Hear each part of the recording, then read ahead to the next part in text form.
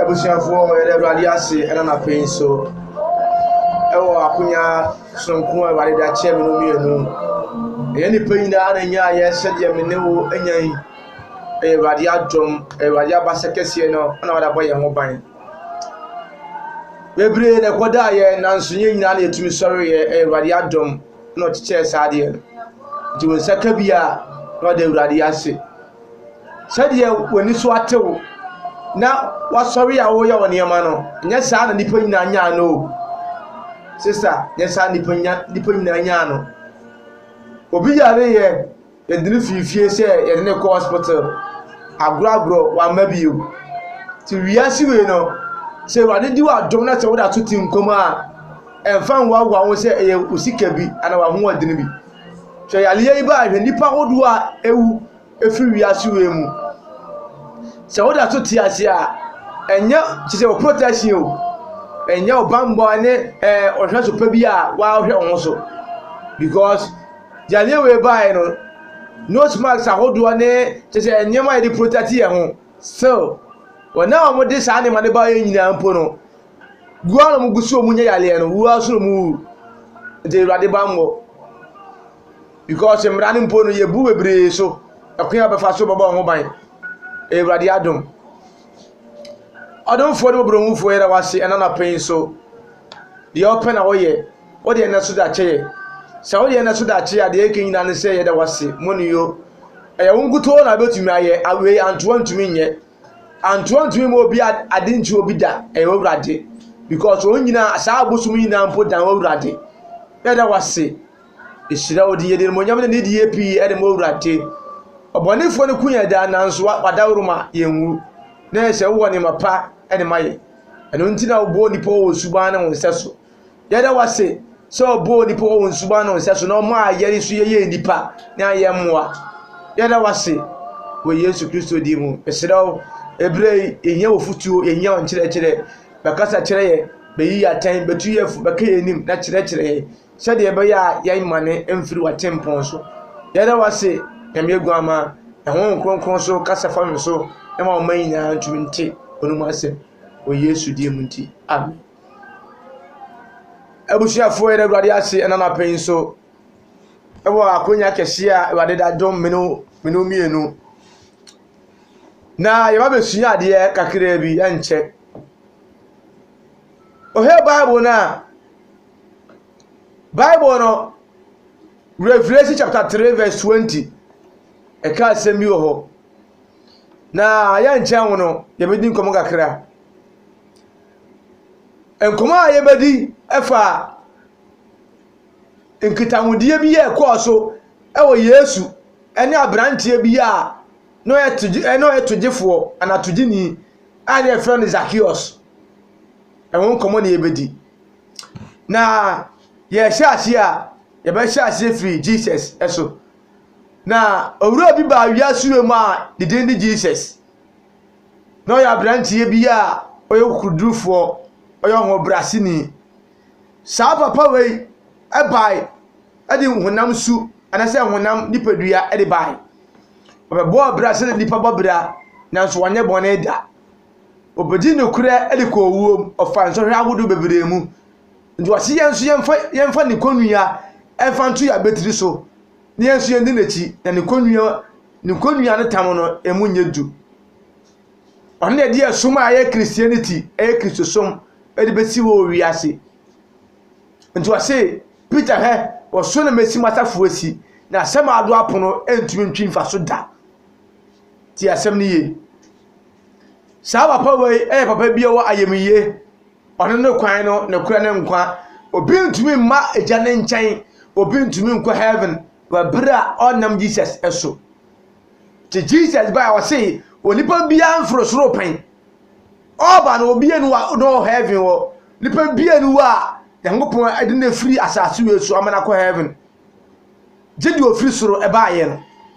ese Jesus eba no obi eni heaven eno na me hu se sa atenefo free wiase we mu a omukɔ home e bia e fa ne paradise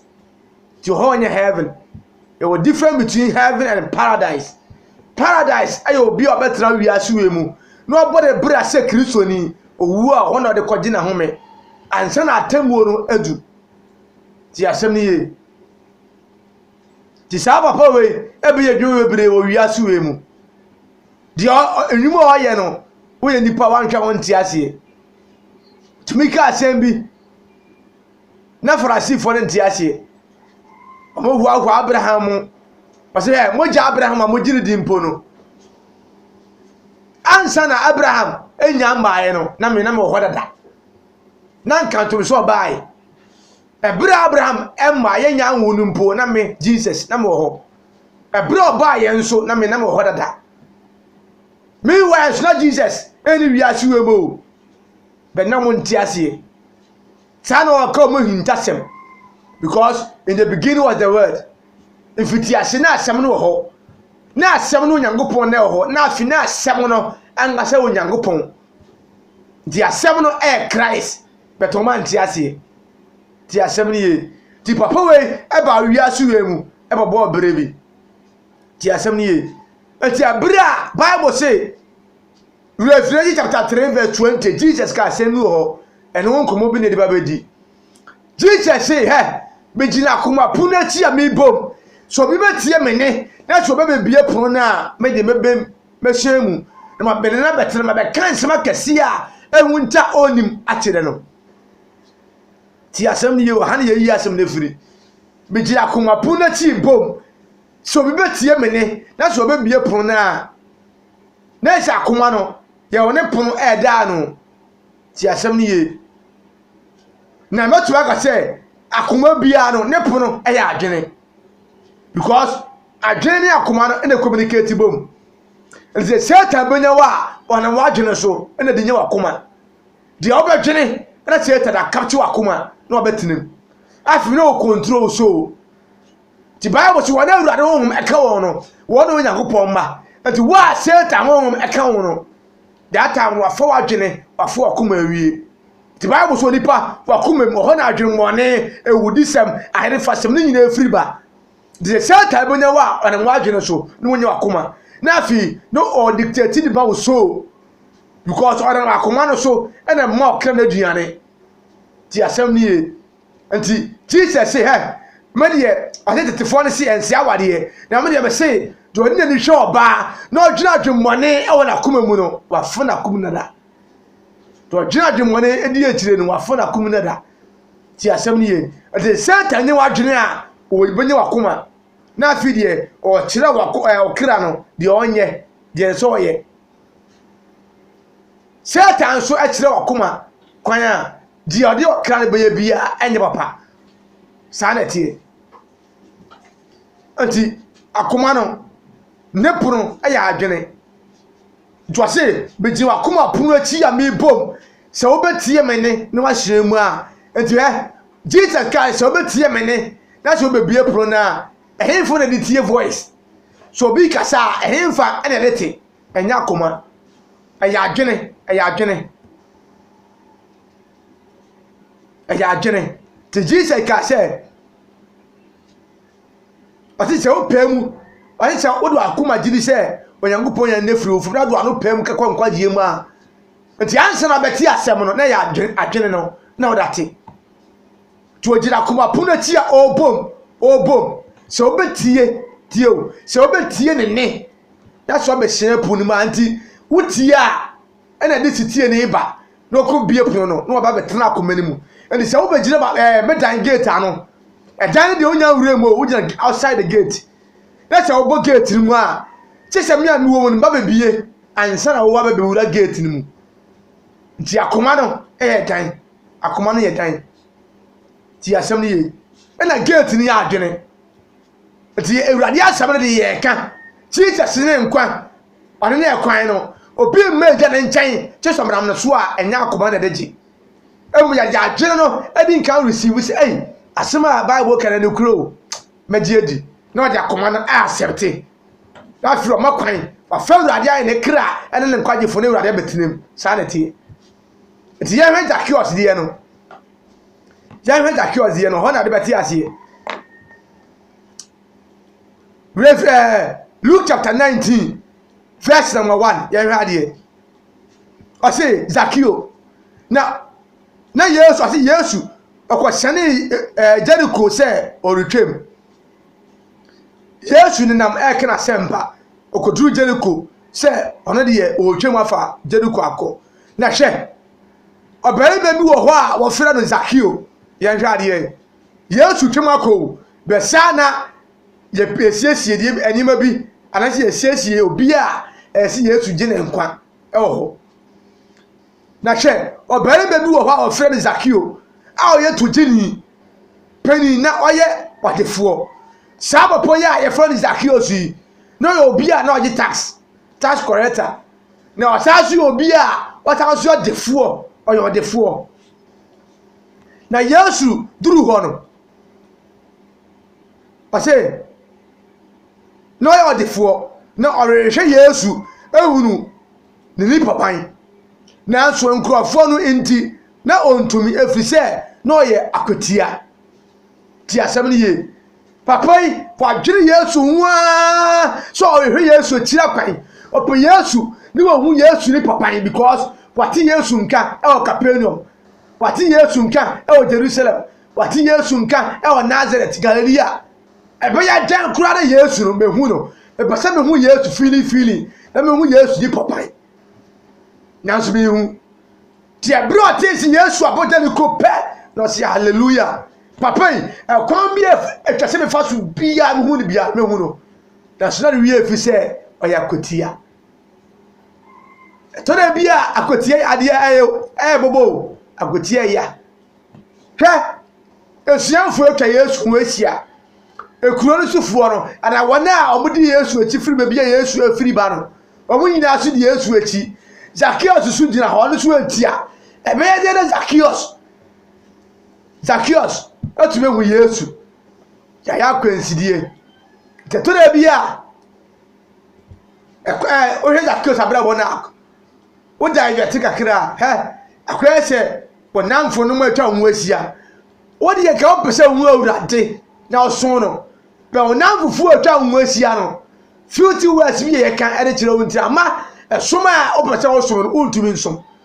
ebusia bede mu no ye nsum Kristo wom o ma Zacchaeus o abra bom o ma Zacchaeus o abra bom nti ama de o pese o ye no untumi nye udu su bi tire wo ma no ma se no ma mo atwe bad advice no ma se ade ti akotia eya ade bia sometimes emwa ti ye hwe obeso hu Yesu ni papai na Zacchaeus ayakotia o jina foma o twini mu tan ye dan o hu Jesus sister o hu Jesus ti asemni ye o hu Jesus ti efie bi wo ho a utimu a o hu Jesus ne munya ti wase o kan Azaya na wase afia ohini Uzia ewu ye no me Azaya me hu na wurate ti asemni ye afia ohini Uzia ewu ye no me Azaya me hu na wurate dienti na Azaya abra oti ohini Uzia nchen no wo hu na wurate ko sise ohini Uzia wu ye wiye ye pe no hu na wurate ti asemni ye ti etona bia etwase bibi kro na won saka biribi de tobigu na jibi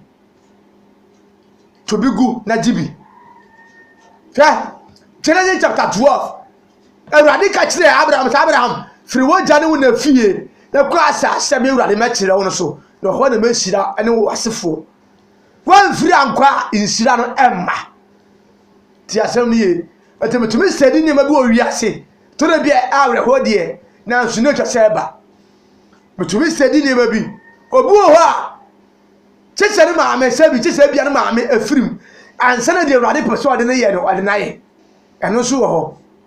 ya de na nsu twase asi esiwie a na saa de no ebo obra bo ma aso beti ase obu ho a ne papa firi mu no ana nyema bia o hwe ne kwan no ne sakan woti ni so de na so de ne Ewurade pe no na o ye bibia mfira nkwa bibi yeye ti Zacchaeus enwu so ya kotia na ontumi hu Yesu abra ni party ne tentenfo etwa Yesu hu asia no Genesis Zacchaeus aye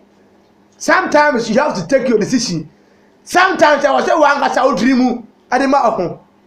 emo nipa bi ndrimu ma sesesa se na wasa oye na eboa wo abrante se ma da se na wasa sometimes wo adwene e wasa wa angasa wo dwene na hu die wa dwene akosi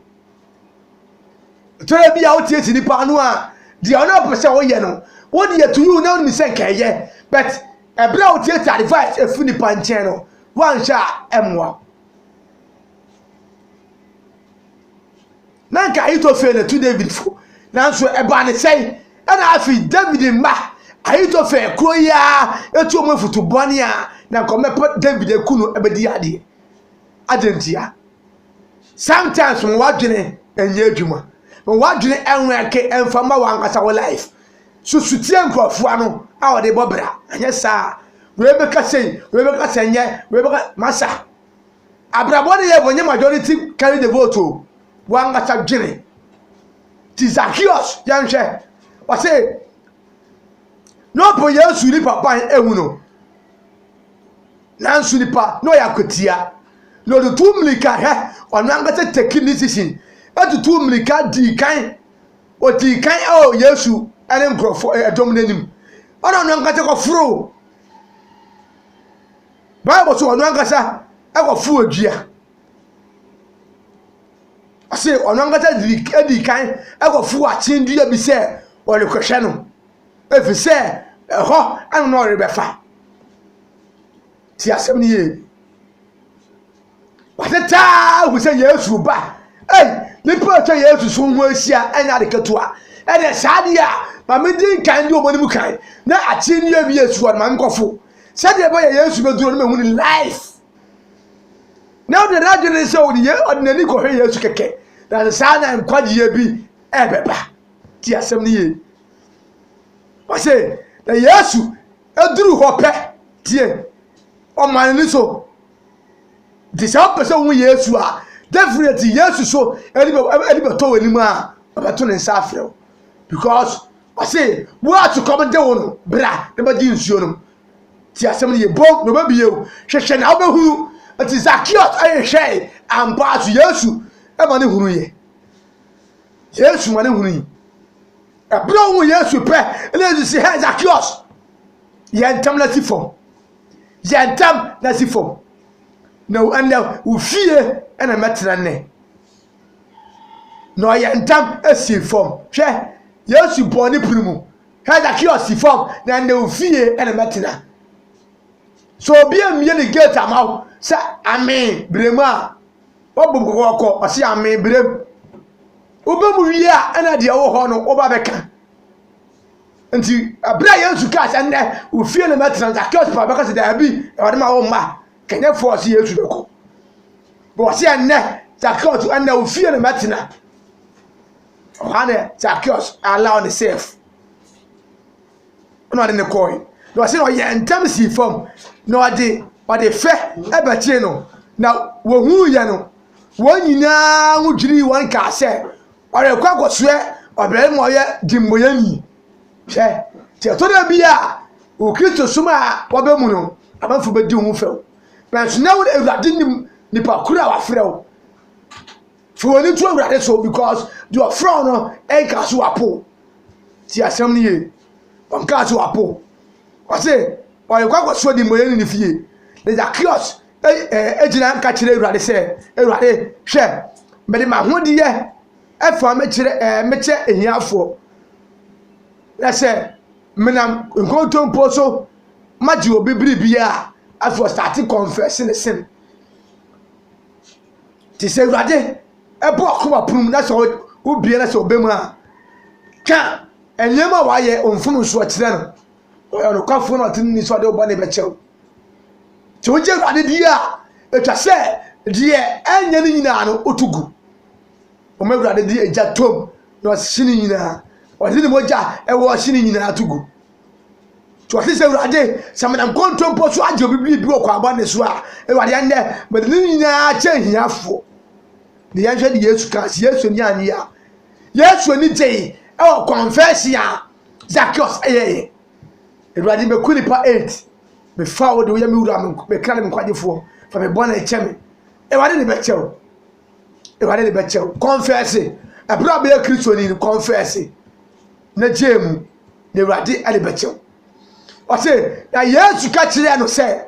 hɛ ɛnɛ ɛna nkwagyeɛ abɛfie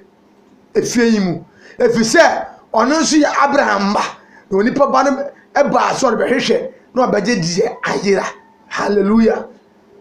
hwɛ ɛbra a ɔma Yesu bɔ ne puru mu na Zacchaeus ebie ne puru na ma ne bɛɛ mu no ɔconfess ne sin na Yesu ka kyerɛ sɛ ɛnɛ ɛna nkwagyeɛ abɛfie anɛ Zacchaeus ɛnɛ ɛna nkwagyeɛ abɛfie anɛ ti asɛm ne yie ɔde Yesu ɛde ba ne fie nsomino bi anu a kabra Yesu ɛbɔ yɛ puru mu kɔkɔ no ni atwo ni ada onfi on pa Yesu sɛ Yesu ba ne nkyɛn onfi bɛbra ɔrekɔ ɔsrɛ sɛ Zacchaeus ɛnɛ ofie ne mɛtena no Zacchaeus ampuniti ti ma mekyerɛ o Zacchaeus ɛdan no ma mekyerɛ ade Zacchaeus dan no Zacchaeus akoma ɛpono no gate no anse ɛpono no Zacchaeus adwene Jesus said obey mu no or Christ himself at the same time the Spirit of God the assembly o ma kwan ama Kristo ebo na kumam enti dan na omu sa no Zacchaeus akoma gate now omu be wure mu no Zacchaeus adwene enti abra osre Zacchaeus say na ofie no matena no o de aso na teye enti odwene hu se ampa e wo se papa yi me man ba me fie no no allow e man ba ne fie to say ene nkwagye aba fie a enti Revelation chapter 3 verse 20 Yesu tiemu frɛ wo o se ene sister abranti man papa bejiri akoma puna ti abi bom se obetie me ne na so wa hyerɛ po ne mu a mebem na ba kan sima kase wunta unim ati ebusia wo dem no se Awurade anyiwa sister babra bo se ye o hwɛ ebusia wo so bia ye o saka wo fe Awurade a ka bia Awurade bie kwa mi to de ma abosom kwa na obusia ni mu ona sa do life di agro be very careful you serious obusia bedem mu na ebusia bedem mu empa de pa Awurade nhyira na mwa wo Yesu Kristo di mu ti amen ɔde mfo no obromu mfo mede wase sɛ wo na me so akata kyerɛ mma ɔma yɛmu sɛ wogya akoma pono akyi a wobom sɛ bɛtie wo ne na hyɛ bɛhyɛ po na ɔbɛbɛm na ɔbɛka nsɛm akɛseɛ wu ntada kyerɛ sɛdeɛ Zacchaeus ate wo ne wampim no akoma na obie ne pono de ma wo no ɔma nkwagyeɛ ɛba fie hɔ saa ne so na ɔma yɛhwehwɛ ɛsɛ wɔmpɛ sɛ ɔde bɔne ni bia bɛwɔ de bɔne mu nti wɔde me kyerɛ ɔma na boa ɔma wɔ Yesu di mu ti amen ebusuafo mede ne ɔsɛ bɛka di kwama na ɔkyerɛ mu Pillar of Zion Church International kusida na pa bia otime ne sidawo dware na wa obetu bia kwa asori sede emra ne tie no kwa asori na nche na Christ aba me na mane 0549499196 0549499196 peda wase etiefo yina wo hwe me all my Vision TV GH Kristo nse obi bia Christ asunwie nka obi bia ane metiefo yina wo Yesu di munti amen.